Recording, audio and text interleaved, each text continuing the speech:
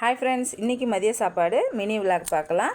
சாதம் வேக போட்டிருக்கேன். வடகம் போட்டுட்டு பச்சை மிளகாய், கருவேப்பிலை, சின்ன வெங்காயம், பூண்டை சேர்த்து நல்லா வதக்கிட்டு நல்லா வெண்டைக்காவை போட்டு நல்லா சுருளை வதக்கி எடுத்துட்ட பிறகு மிளகாத்தூள் சேர்த்துக்கோங்க. அதுக்கப்புறம் தக்காளி, தேங்காய் 1/4 மூடி போட்டு அரைச்சி அதையும் சேர்த்துட்டு புளி தண்ணி ஊற்றி உங்களுக்கு எவ்வளோ குழம்பு வேணுமோ அந்த அளவுக்கு திட்டமாக கலக்கி நல்லா கொதிக்க வச்சு எண்ணெய் பிரிக்க வச்சு எடுத்திங்கன்னா சூப்பராக இருக்கும். அப்பளம் பொரிச்சிட்டு அதுக்கப்புறம் கடுகு, சீரகம், பச்சை மிளகாய், வெங்காயம் போட்டு நல்லா வதக்கிட்டு அவரைக்காவையும் சேர்த்து ஒரு அரைப்பதம் வெந்த பிறகு மிளகாத்தூள், உப்பு போட்டு நல்லா வேக வச்சு எடுத்திங்கன்னா அவரைக்காய் பொரியல் ரெடி.